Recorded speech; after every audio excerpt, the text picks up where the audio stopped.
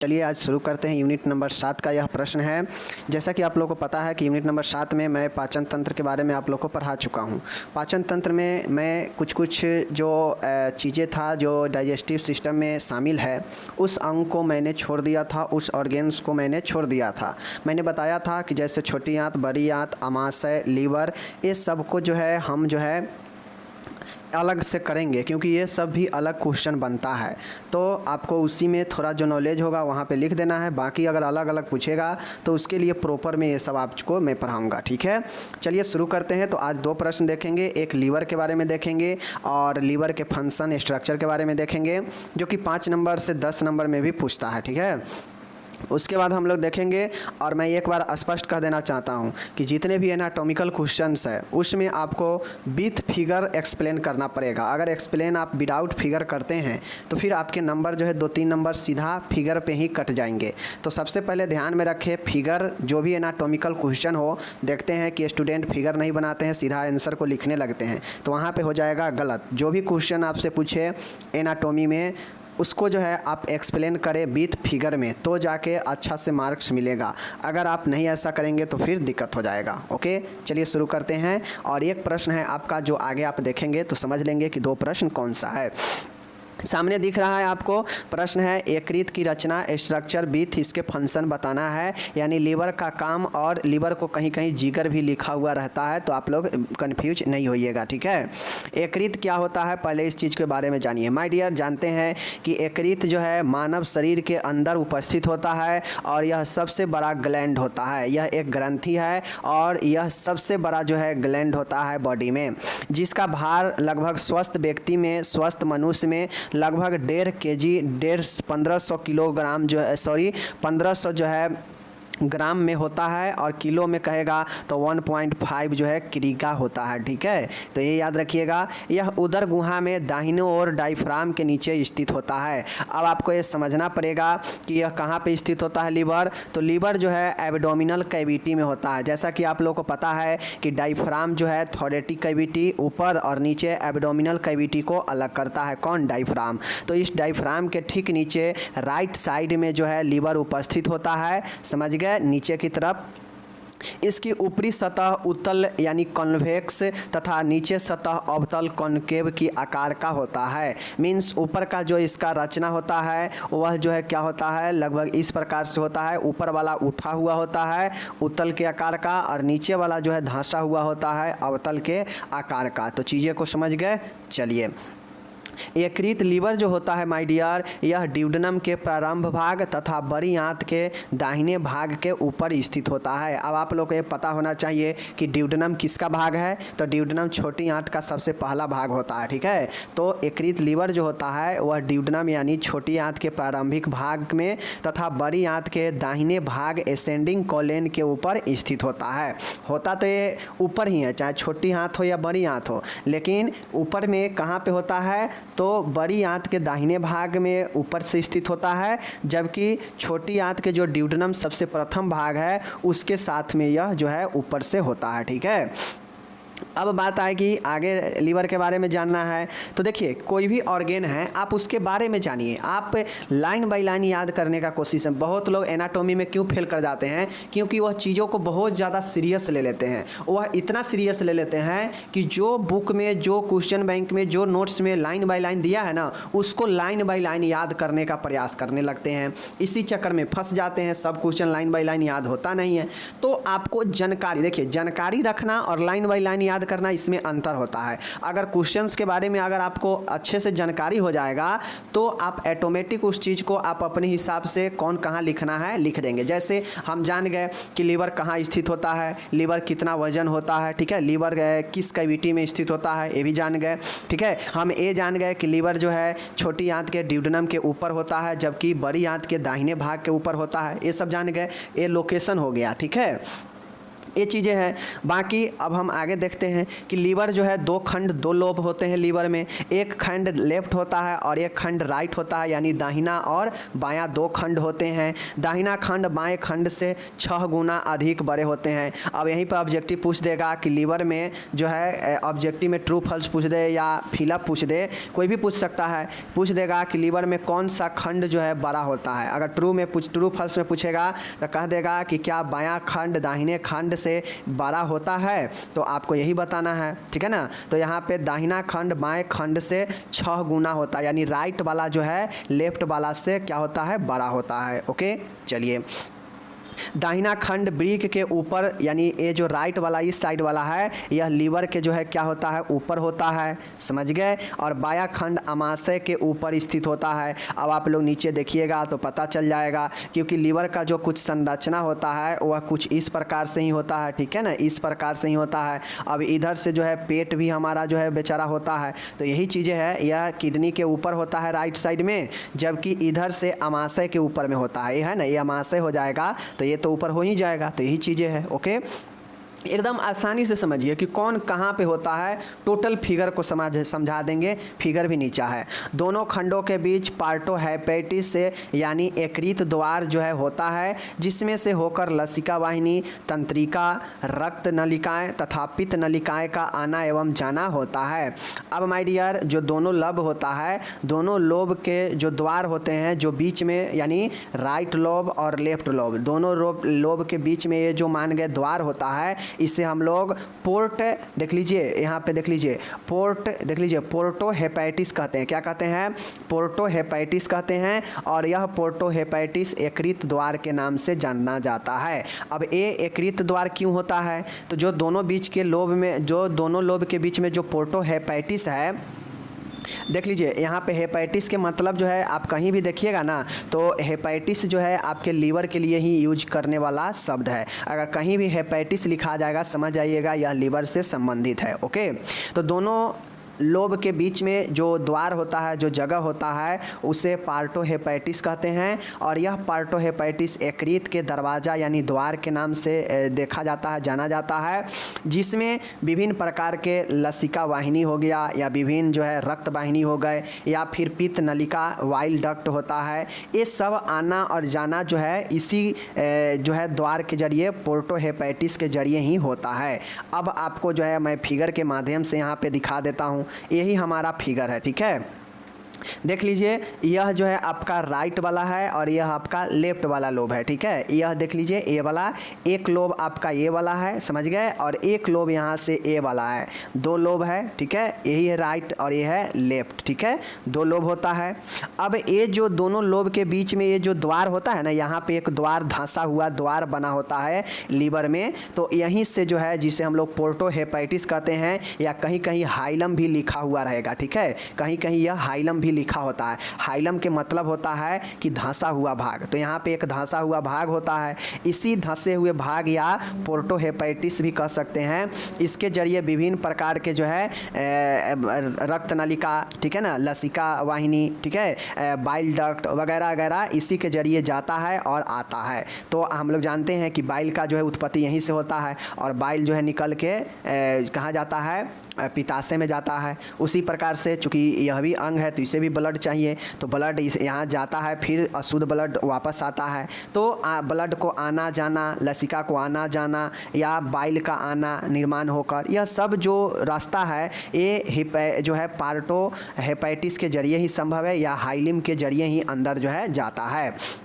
और यह सब जो है नर्व वगैरह जो है, लसिका जो है वाहिनी वगैरह, रक्त वाहिनी, यह सब फैला हुआ है पूर्ण लीवर में, ठीक है, ये हो गया। अब लीवर में होता है हिपैटिक आर्टरी होता है, गोल्ड ब्लैडर यहाँ नीचे जो है चिपका हुआ है, देख सकते हैं, यही गोल्ड ब्लैडर होता है। यहीं पे जो है क्या होता है, हमारा पित्त, गोल्ड ब्लैडर में ही जो है क्या होता है, पित्त स्टोर होता है, समझ गए ना चीज़ों को।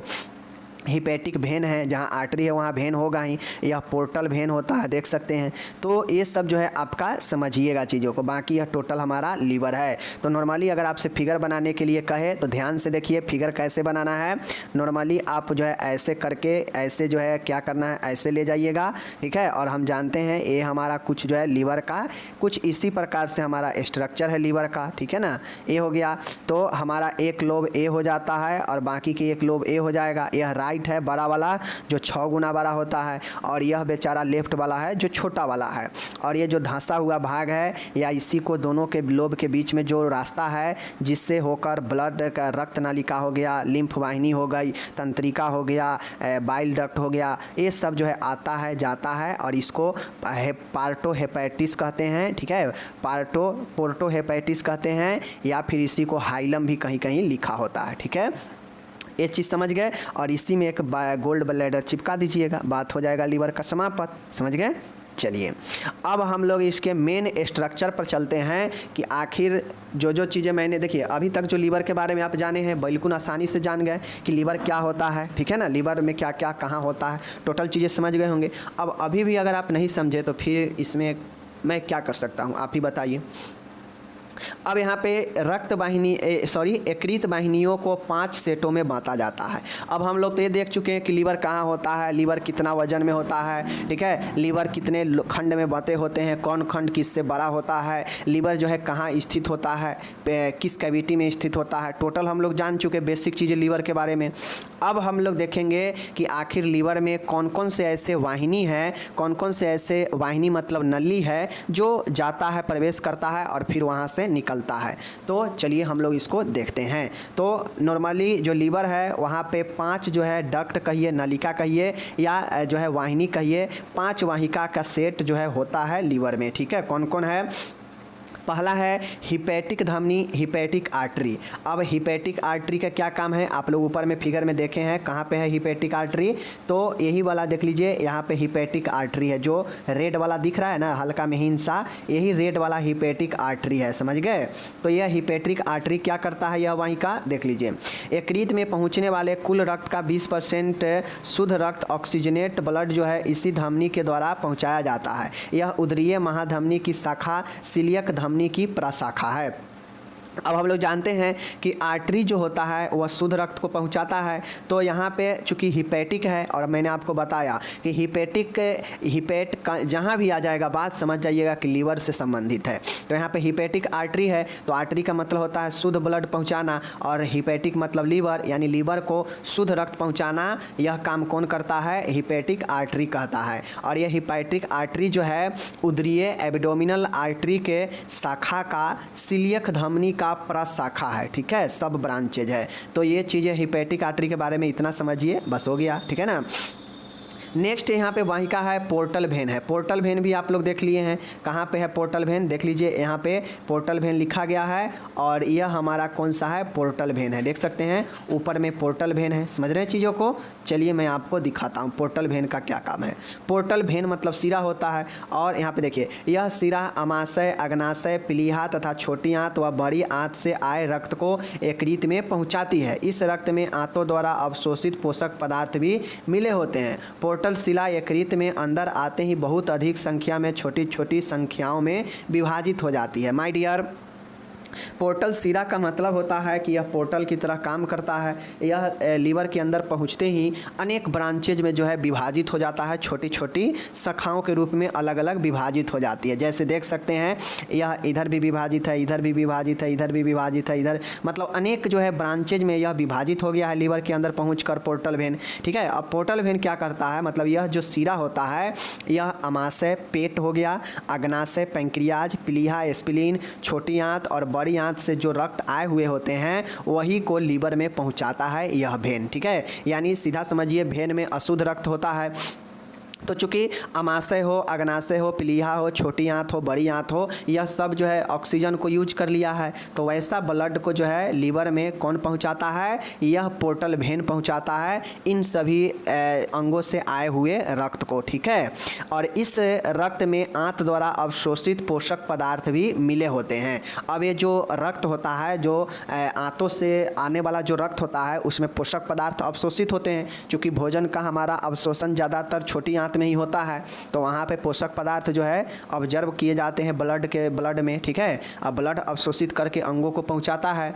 तो यहाँ से जो आंतों से जो ब्लड आता है उसमें पोषक तत्व अवशोषित होते हैं, जो लीवर को मिल पाता है पोषण, ठीक है। पोर्टल सिरा यकृत में अंदर आते ही बहुत अधिक ब्रांचेज, छोटी छोटी ब्रांचेज में विभाजित हो जाते हैं। तो मैंने बता दिया पोर्टल सिरा क्या होता है। अब हम लोग देखते हैं तीसरा है यकृत सिरा हिपेटिक वेन। एक पोर्टल वेन है। अब हम लोग देखते हैं यकृत के सिरा।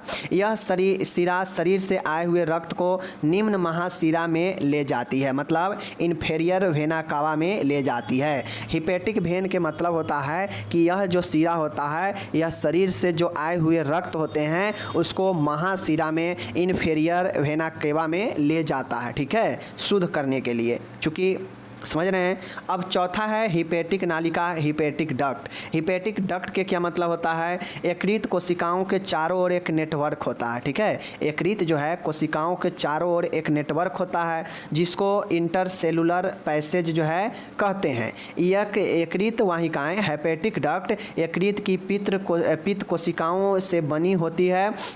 यकृत के थोड़ा नीचे एक थैली होता है जिसे हम लोग क्या कहते हैं? यहाँ पे पित्ताशय कहते हैं, ठीक है। कोई दिक्कत नहीं हो गया। अब हिपेटिक डक्ट कहाँ पे है आप लोग फिगर में देख लीजिए। हिपेटिक डक्ट, यहाँ पे आप लोग को हिपेटिक डक्ट देखने को नहीं मिलेगा। नॉर्मली यही हमारा जो है हिपेटिक डक्ट होता है, ठीक है ना। यहीं पे हिपेटिक डक्ट होता है और एक यहाँ पे बाइल डक्ट होते हैं, ठीक है। तो आप लोग समझिएगा हिपेटिक डक्ट का काम होता है कि हिपेटिक डक्ट जो कि हमारा कितना नंबर का है? Hepatic duct, hepatic duct, hepatic नलिका। डक्ट मतलब नलिका ही होता है। तो हिपेटिक नलिका जो होता है, यकृत में जो सेलुलर नेटवर्क है, कोशिका का जो नेटवर्क है, वह हमारे कोशिका के चारों ओर फैला है एक नेटवर्क। अब इसके अंदर जो कोशिका है वह एक जो है, हम इसे इंट्रा सेलुलर पैसेज कहते हैं, ठीक है। मतलब यकृत के अंदर जो चारों तरफ से कोशिका एक नेटवर्क बनाया है उसे इंटर सेलुलर पैसेज कहते हैं, क्योंकि कोई भी ऑर्गेन बिना कोशिका के है ही नहीं, ठीक है। हिपेटिक डक्ट जो है, यकृत वाहिका जो है, यकृत नली जो है, यह यकृत की पित्त कोशिकाओं से बनी होती है। हिपेटिक डक्ट पित्त कोशिका से बनी है। और यकृत के थोड़ा नीचे मैंने एक ग्रीन कलर के जो मैंने आपको थैला दिखाया है यकृत से चिपका हुआ, वही पित्ताशय गॉल ब्लैडर होता है, ठीक है। तो यह हिपेटिक नली हो जाता है। और पांचवा है यहाँ पे बाइल डक्ट है। बाइल डक्ट का क्या काम होता है देख लीजिए। यकृत में स्थित छोटी छोटी नलिकाएं जो यकृत से पित्त को यकृत नली हिपेटिक तक ले जाती है, इनको पित्त वाहिनी कहते हैं, बाइल डक्ट कहते हैं, ठीक है। पित्त नलिकाओं का यकृत कोशिकाओं के मध्य में जाल सा फैला होता है। अब जो यकृत के अंदर जो कोशिका है जिसे इंट्रासेलुलर पैसेज कहते हैं, वो पैसेज एक जाल के रूप में होता है। ये पित्त नलिकाएं का यकृत की कोशिकाओं के बीच में एक जाल सा फैला होता है और इसी पित्त नलिकाओं के जरिए पित्त जो है पित्ताशय में स्टोर होने के लिए जाता है, समझ गए ना। तो यही हमारा बाइल डक्ट होता है। तो आपको लीवर के 5 वाहिनी याद रखना है। कौन कौन सा है? एक है हमारा hepatic artery, hepatic when, portal vein, ठीक है। उसके बाद हो गया हमारा बाइल डक्ट हो गया और हिपेटिक डक्ट हो गया। यह 5 आपको नलिका याद रखना है। 2 बार इसको रिवाइज करिएगा तो याद हो जाएगा, ओके। अब हम लोग यहाँ पे देखते हैं यकृत लीवर का फंक्शन। लीवर का फंक्शन का मतलब है कि यकृत के प्रमुख कार्य कौन कौन से हैं। अब यह कार्य समझना बहुत महत्वपूर्ण है। कैसे? देख लीजिए। यकृत के प्रमुख कार्य कौन कौन से कार्य हैं? तो यकृत एक बहुत बड़ी रासायनिक फैक्ट्री की तरह है। यह रासायनिक परिवर्तनों के द्वारा ताप उत्पन्न करता है। माय डियर, यकृत जो है हमारा मेटाबॉलिज्म में बहुत ज़्यादा भूमिका निभाता है और हम लोग जानते हैं मेटाबॉलिज्म की क्रिया एक पूर्ण रासायनिक क्रिया होती है, ठीक है ना। तो यकृत जो है एक रासायनिक फैक्ट्री की तरह है हमारे बॉडी में। यह विभिन्न प्रकार के रासायनिक परिवर्तनों के जरिए ताप उत्पन्न करता है, हीट जनरेट करता है, समझ गए। दूसरा काम है कि यह शरीर के तापमान को समान बनाए रखने में भी सहायता करता है। जब हीट जनरेट होगा तो उससे तो ताप समान बना ही रहेगा। यकृत पित्त जो है स्रावित करता है, बिल्कुल सही है, पित्त स्रावित करता है, बाइल जो है सीक्रेट करता है, जिसके मुख्य घटक में बाइल साल्ट होते हैं, बाइल पिगमेंट होते हैं, बिलुब्रिन, बिलिवर्डिन और कोलेस्ट्रॉल तथा जो है लेसिथिन होते हैं। आपको समझना पड़ेगा, एक जो बाइल होता है, जो पित्त होता है, उसमें बहुत सारे कंपोनेंट घटक होते हैं। उसमें बाइल लवण, बाइल साल्ट होते हैं, बाइल पिगमेंट होते हैं, बिलुब्रिन होते हैं, ठीक है, कोलेस्ट्रॉल होते हैं, लेसिथिन होते हैं। तो यह सब जो है पित्त में जो है मौजूद एक घटक है। ओके, देखते होइएगा, किसी का अगर जो है बिलुब्रिन बढ़ जाता है तो उसको जो है क्या होता है, फैटी लीवर हो जाता है, जॉन्डिस हो जाता है, ठीक है ना। कोलेस्ट्रॉल बढ़ने से फैट बढ़ने लगता है और वैसे में जो है उसे लीवर फैट भी हो जाता है, ठीक है ना। तो ये सब जो है आपके काम होते हैं, पित्त में मौजूद होते हैं। चौथा है, यह कार्बोहाइड्रेट, प्रोटीन एवं वसा का मेटाबॉलिज्म करता है। अब आप लोग को पता होना चाहिए कि बाइल जो है फैट का क्या करता है, पाचन करता है, ठीक है। कार्बोहाइड्रेट, प्रोटीन और वसा का उपापचय मेटाबॉलिज्म लीवर करता है, एक काम भी करता है। इसके द्वारा पित्त का निर्माण होता है, बाइल का निर्माण होता है, पता होनी चाहिए। इसमें पाई जाने वाली जो कुफर सेल है, बहुत इंपॉर्टेंट है, आपसे ऑब्जेक्टिव में पूछता है कि कुफर सेल किस ऑर्गेन में पाया जाता है शरीर के। तो कुफर सेल जो है यह लीवर में जो है उपस्थित रहता है, ठीक है। तो कुफर सेल जो होता है मृत आरबीसी तथा हानिकारक रोगाणुओं को भक्षण करता है। चूँकि इसमें फेगोसाइटोसिस भी होता है, ठीक है ना, इसमें फेगोसाइटोसिस कोशिका भी होता है और कुफर सेल भी होता है, दोनों होता है। इसलिए यह आरबीसी तथा जो भी हानिकारक रोगाणु होते हैं उसको भक्षण करने का काम जो है यह कुफर सेल करता है, या जिसको हम लोग फेगोसाइटोसिस भी कहते हैं। यह विटामिन ए, डी, ई तथा के का संग्रह करता है। अब ये जो हमारा होता है लीवर जो है विटामिन ए, विटामिन डी और विटामिन ई और विटामिन के का जो है संग्रह करता है। भ्रूण यानी फीटल में यहाँ आरबीसी का निर्माण होता है। जैसे नॉर्मल व्यक्ति में आरबीसी का निर्माण कहाँ होता है, बोन मैरो में होता है, अस्थि मज्जा में, लेकिन भ्रूण में आरबीसी का यहीं पे निर्माण होता है। तो यह सब जो है आपके लीवर के कार्य हो गए। तो मैंने 8 कार्य बता दिया, यह इंपॉर्टेंट कार्य है। आपको 8 कार्य कहीं भी बुक में देखिएगा 8 कार्य आपको लिखा हुआ नहीं मिलेगा, समझ गए।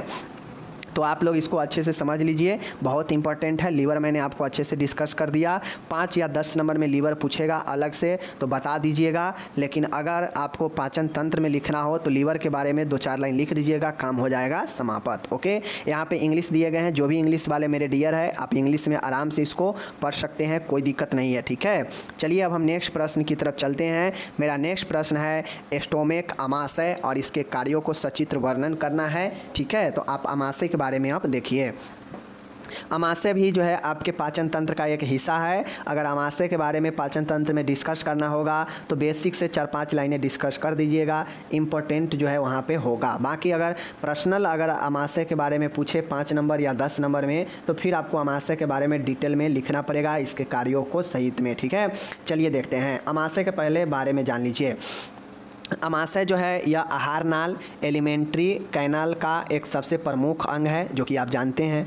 यह आहार नाल GIT गैस्ट्रो, ठीक है ना, यहाँ पे देख लीजिए गैस्ट्रो इंटेस्टाइनल ट्रैक्ट होता है। आहार नाल देख लीजिए सबसे बड़ा, यह आहार नाल का सबसे वाइड यानी चौड़ा भाग होता है, जो दिखने में जे शेप में होता है, जे शेप में, ठीक है, इस प्रकार से, तथा इसकी दीवार मोटी मांसपेशियों की परत के बनी होती है।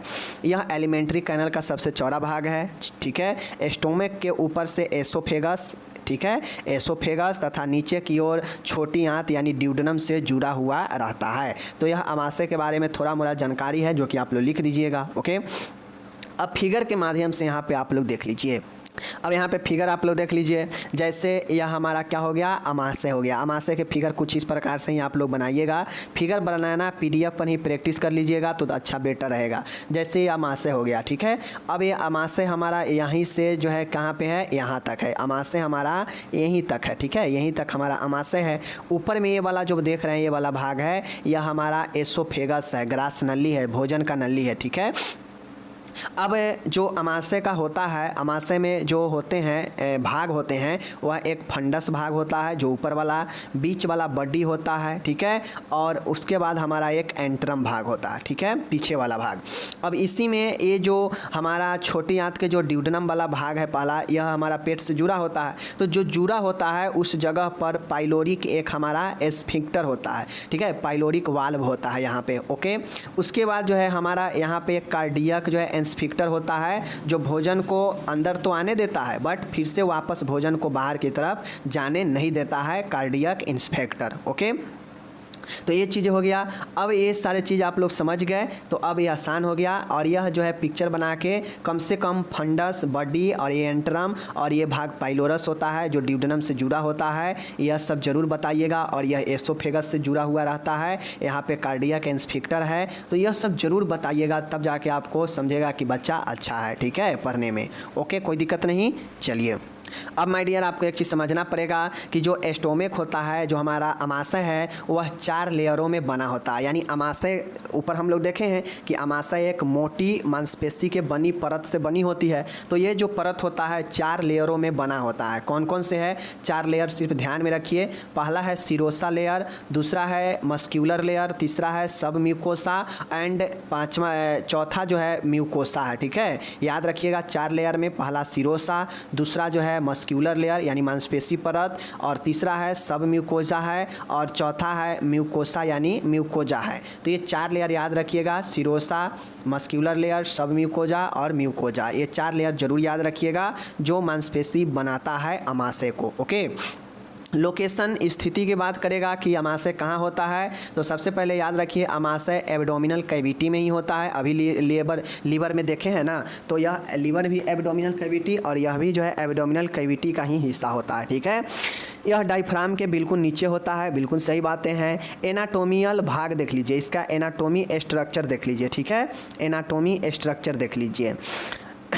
अग्रभाग, आगे का भाग जो होता है वह abdominal muscles and left lobe of liver. आगे का जो भाग होता है अमाशय का, वह जो है आपके लेफ्ट जो लोब होता है, मतलब जो बायां खंड है। मैंने अभी ऊपर मैंने आपको लीवर के बारे में बताया, ठीक है ना, अभी लीवर के बारे में बताया कि यह लेफ्ट लोब है। यही लेफ्ट लोब जो है यही अमाशय के जो है ऐसे कुछ करके जो है होता है। तो यही लेफ्ट लोब जो है आपके आगे के भाग में होता है, ठीक है। पश्च भाग में एब्डोमिनल और रोटा होता है, पैंक्रियाज होता है, लेफ्ट किडनी होता है, एड्रिनल ग्लैंड होते हैं। बात देखिए कैसे कर रहा है। आगे का भाग यानी ये जो मैं आपको बता देता हूँ, ये जो आगे वाला जो भाग, ये बताने का मतलब है कि यह आगे वाला भाग, ये पीछे वाला भाग। तो इधर ही एस्पिलिन होता है, ठीक है, इधर ही नीचे किडनी होता है, ठीक है, और उस किडनी के ऊपर ही एड्रिनल ग्लैंड होते हैं। पैंक्रियाज भी कुछ इसी के अंदर एक लंबा चौड़ा जो है ग्रंथि होता है। तो ये सब जो है आपके पश्च भाग यानी इस साइड होता है, और इस साइड जो है लीवर का लेफ्ट लोब होता है और एब्डोमिनल मसल्स होते हैं, ठीक है। ऊपर की तरफ की बात किया जाएगा तो डायफ्राम होता है, यानी ऊपर की बात करेगा तो डायफ्राम होगा, ठीक है। एसोफेगस होता है, आहार नाल जिसको बोलते हैं, और ग्रासनली और लेफ्ट लोब ऑफ लीवर होते हैं। नीचे की तरफ ट्रांसवर्स यानी उल्टा होता है, कोलोन होता है, बड़ी आंत का हिस्सा, और स्मॉल इंटेस्टाइन होता है, ठीक है। तो यह जो है अग्रभाग, पश्च भाग, ऊपर की तरफ, नीचे की तरफ, यह एनाटोमिकल लोकेशन है, ठीक है। अब फिगर में ही आप लोग समझ लीजिए, ज़्यादा नहीं समझ में आए तो देखिए ये फिगर में बनाया गया है। तो ये हो गया आगे का भाग, ये हो गया फ्रंट भाग आगे वाला, और ये हो गया हमारा बैक साइड पीछे का, ये हो गया ऊपर का, और ये हो गया नीचे का भाग, समझ गए। तो इधर ही तो जो है लीवर, इसी के तो ऊपर जो है आपके, मैं यहाँ पे बता देता हूँ कि कुछ जो है इस प्रकार से जो है, ऐसे ही तो कुछ जो है लीवर जो है होता है, यह लेफ्ट वाला लोब हो जाता है, समझ गए, और यह राइट वाला, तो लेफ्ट वाला ही जो है तो इसके नज़दीक होता है। तो ये हो गया आगे वाला भाग। पीछे वाला भाग यहाँ पे जो है आपके निकले होते हैं, एक लंबे से अग्नाशय निकले होते हैं, यहीं पे एक एस्पिलीन भी होता है, इसके नीचे ही आपके लेफ्ट किडनी हो जाता है, और इसके ऊपर एड्रिनल हो जाते हैं। ऊपर में बात करेगा तो एसोफेगस है, इसके ऊपर जो है आपके डायफ्राम ही होते हैं, ठीक है। डायफ्राम को जो है एसोफेगस पार करते हुए आता है तो डायफ्राम हो जाएगा, ठीक है। नीचे की तरफ छोटी आंत होता है और ट्रांसवर्स कोलोन होता है। तो ये सब लोकेशन है, मैंने बता दिया, अच्छे से समझ गए। चलिए संरचना की बात करेगा स्ट्रक्चर की, तो माय डियर स्ट्रक्चर आप लोग को पता होना चाहिए कि आमाशय में 3 भाग होते हैं। एक मैंने ऊपर की तरफ बताया था फंडस होता है, ठीक है। ऊपर से एसोफेगस छोड़ दीजिए, एसोफेगस आमाशय का भाग नहीं है, ठीक है। और इधर जो है ड्यूडेनम भी आमाशय का भाग नहीं है। इधर जो पाइलोरिक है, पाइलोरिक से इधर लेकर और इसोफेगस के जो नीचे वाला भाग है ये जो है आमाशय है। और इसके अंदर एक फंडस होता है ऊपर में, बीच में बॉडी होता है, नीचे एंट्रम होता है, ठीक है। देख लीजिए 3 भाग है आमाशय में। फंडस जो है ऊपर के होता है और सबसे चौड़ा भाग होता है, ठीक है। ऊपर वाला जो आमाशय का भाग है फंडस, वह सबसे ऊपर और चौड़ा होता है, ठीक है। बी वाला है, देख लीजिए बॉडी है, बॉडी जो है मध्य भाग है और यह बेलनाकार भाग होता है, समझ गए। और लास्ट वाला जो पाइलोरस भाग होता है जो ड्यूडेनम से जुड़ा होता है, यह अंतिम और संकरा भाग होता है। संकरा मतलब होता है कि पतला भाग होता है, समझ गए। यह उतना चौड़ा नहीं होता है, समझ गए। ये जो है हमारा पाइलोरस जो भाग होता है यह अंतिम भाग होता है। पाइलोरस भाग को, अग्रभाग को पाइलोरिक एंट्रम कहते हैं, समझ गए। इसके अंतिम भाग को पाइलोरिक एस्फिंक्टर कहते हैं। इस भाग से स्मॉल इंटेस्टाइन जुड़ा होता है और यह जो है एस्फिंक्टर खुलता है तो भोजन छोटी आंत में जाता है, और बंद हो जाता है तो छोटी आंत का भोजन जो है वापस से आमाशय में नहीं आ पाता है। इसीलिए एस्फिंक्टर का काम होता है। तो आपको पता होना चाहिए एस्फिंक्टर जो है एसोफेगस में भी जो है वहाँ पे भी होता है, यहाँ भी होता है, और नीचे जो है जो मलाशय होता है उसके नीचे भी जो है एस्फिंक्टर मसल्स होता है। तो एस्फिंक्टर के काम ही होता है खुलना और बंद होना, समझ गए। तो पाइलोरिक वाल्व जो होता है यह पाइलोरस और फंडस, बॉडी और पाइलोरस, यह जो है भाग है आमाशय का, समझ गए। चलिए अब मैंने यहाँ पे आपको डिटेल से समझा दिया। अब आमाशय के हम लोग कार्य की तरफ चल रहे हैं। आमाशय के प्रमुख कार्य कौन कौन से हैं इसको बताना है, ठीक है। और इम्पोर्टेंट है, कार्य को भी लिखना। आमाशय भोजन का अस्थायी भंडारण का पात्र है। सबसे पहले आपको समझना पड़ेगा कि जो हमारा पेट है वह टेम्पोररी रूप से भोजन को स्टोर भी करता है, मतलब अस्थायी रूप से कुछ समय के लिए, समझ गए। नेक्स्ट काम करता है कि आमाशय एकत्रित भोजन को हिला डुलाकर उसमें आमाशयिक रस मिलाकर यानी गैस्ट्रिक जूस मिलाकर पचाने वाले योग द्रव सेमी सॉलिड के रूप में तैयार करता है। अब आमाशय जो भोजन अस्थायी रूप से स्टोर होता है वहाँ पे आमाशय जो है भोजन को इधर से उधर हिलाता डुलाता है और उसमें गैस्ट्रिक जूस जो है मिलाता है। अब गैस्ट्रिक जूस कहाँ से आता है, तो गैस्ट्रिक जूस खुद जो है आमाशय ही सीक्रेट करता है, आमाशय के म्यूकोसा वाले भाग से सीक्रेट होता है, समझ गए। उसके बाद है नेक्स्ट काम है आमाशय भोजन को मथता है, मथकर मतलब मिलाता है और छोटे छोटे और टुकड़ों में करके अर्ध द्रव जैसा मिश्रण तैयार करता है जिसे काइम कहते हैं। अब अभी तक जो कूट कर पीस कर जो भोजन आमाशय तक आता है वह कंप्लीट रूप से जो है पचा हुआ या मिला हुआ नहीं होता है। तो आमाशय जो है क्या करता है कि भोजन को और ज़्यादा जो है पतला बनाता है एकदम पीस कर, ठीक है, जिससे यह क्या होता है कि भोजन अर्ध द्रव जैसा मिश्रण में बन जाता है और जिसे हम लोग काइम कहते हैं। ओके, अब आमाशय जो है HCl हाइड्रोक्लोरिक और एंजाइम का स्रावन करता है जो प्रोटीन को पाचन को प्रारंभ करता है। एंजाइम में पेप्सिन होता है, ठीक है ना, इससे जो है प्रोटीन को पाचन में मदद मिलता है। हाइड्रोक्लोरिक अम्ल क्या करता है कि भोजन को क्या करता है, एसिड जो है बनने से क्या ज़्यादा अगर हाइड्रोक्लोरिक अम्ल का सीक्रेट होता है तो क्या करता है, गैस बनने लगता है, समझ गए ना। और यह आमाशय के म्यूकोसा को भी क्षति कर सकता है यानी दीवार को भी, ठीक है ना। तो हाइड्रोक्लोरिक अम्ल बहुत जो है डेंजरस पावरफुल होता है। तो इसलिए जो है क्या होता है कि यह भोजन में जो भी सूक्ष्म जीव हम निगले होते हैं उसको यह नष्ट करता है, मारता है भोजन में और भोजन को फ्रेश बनाता है, ठीक है। जो छोटी आंत में जाने से जो भी सूक्ष्म जीव होता है पेट में ही यह हाइड्रोक्लोरिक मार देता है जिससे आंत में बिल्कुल फ्रेश पोषण जाता है, ठीक है। नेक्स्ट है यह भोजन के साथ है पहुँचे सूक्ष्म जीवों को नष्ट करता है, वही बातें हैं। आमाशय में आमाशिक रसों गैस्ट्रिक जूस के द्वारा पदार्थों की अवस्था परिवर्तित होते हैं, जैसे दूध को रेनिन द्वारा दही बनाया जाना, ठीक है। अब आपको पता होना चाहिए कि आमाशय में जो गैस्ट्रिक जूस होता है यह जो भी रस होता है यह भोजन किए हुए पदार्थों को अवस्था को बदल देता है, तोड़कर गलाकर, समझ गए। जैसे दूध से दही बनता है उसी प्रकार से हमारे भोजन करने के बाद यह एकदम लिक्विड के फॉर्म में बना देता है पीस कर मत कर, समझ गए। अर्ध सॉलिड, अर्ध जो है सॉलिड के रूप में, मतलब अर्ध जो है ठोस के रूप में बना देता है। और उसके बाद भोजन जो है छोटी आंत में जाता है, पाइलोरिक वाल्व जो है खुलता है, पाइलोरिक एस्फिंक्टर खुलता है तो छोटी आंत में प्रवेश कर जाता है। तो यही हमारा आमाशय हो गया, यही हमारा लीवर हो गया। मैंने डिटेल से बता दिया और एक बार मैंने आपको पढ़ा दिया, एक बार PDF से पढ़ लीजिएगा तो दिमाग में आ जाएगा। बाकी जो लोग वीडियो नहीं देखते हैं उनको मैं कुछ नहीं कर सकता हूँ, ठीक है। चलिए, आपका बेस्ट ऑफ लक हो, अच्छी लक हो। मिलेंगे हम अगले वीडियो में, तब तक के लिए धन्यवाद।